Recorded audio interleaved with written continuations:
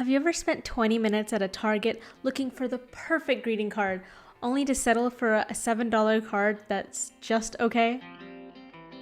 Hi, I'm Nabila. Welcome back to my channel.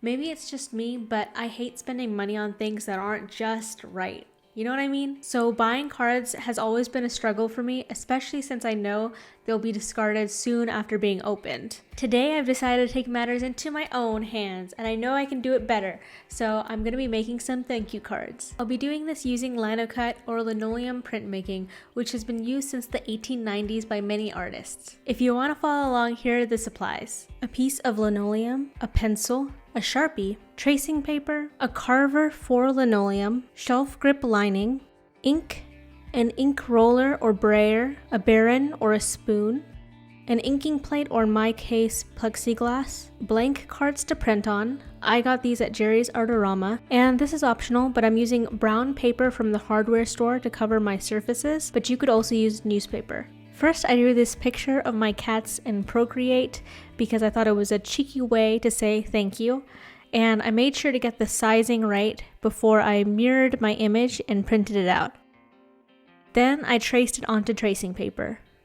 Next, I just scribbled some soft graphite on the other side of the tracing paper so that I could get a pencil impression on my linoleum block. Finally, I outlined everything in Sharpie. I saw this trick where an artist used gouache to paint their linoleum block so that when they were carving, they could see more of a contrast. It worked okay for me, but I think I should have used maybe a more obvious color like blue, because the tones of gray just kind of blended into each other towards the end of everything. Now I'm finally getting to carving.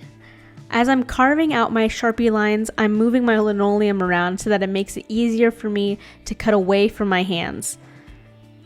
The shelf grip liner also gives some friction with the lino so that my hand isn't pressing down on the block so hard and hurting by the end of the day.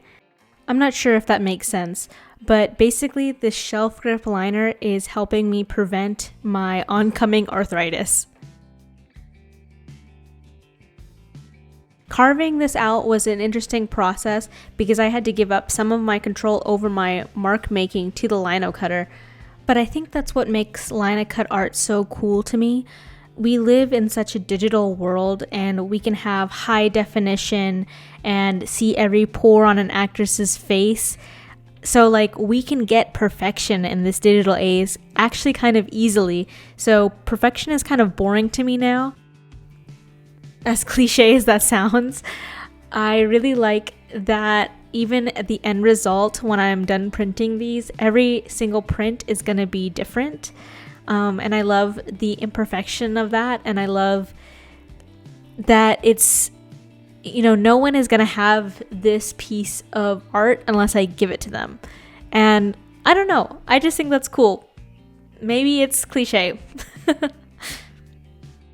In addition to the Sharpie lines needing to be carved out, I also wanted to carve out the whole background. And this is because everything that is carved out will be white or the color of the paper, and everything that is uncarved will receive ink. When I'm carving out the background, I'm making sure my carving lines radiate outwards to try to make things look more intentional in case ink were to get on the background. You'll notice that I don't carve out the whole background. That's because I'm just going to cut the linoleum block away. So that saves me some time and also just makes it a little bit smaller and easier to work with.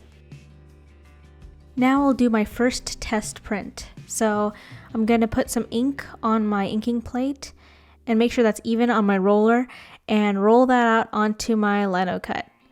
And I'm just going to use a scrap piece of paper to do a test print. And I like to think about my test print similar to how when you're making waffles, that first waffle is not always going to be quite right.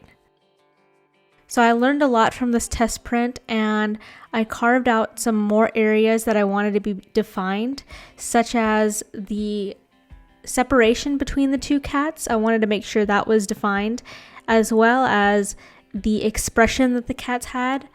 For their fur, I don't really care as much if there's texture, my cats or calico, so I kind of feel like that sort of textured effect adds to the calico nature of their coats. At first, I tried printing on the cards I already had, but my details were kind of getting lost on the textured paper.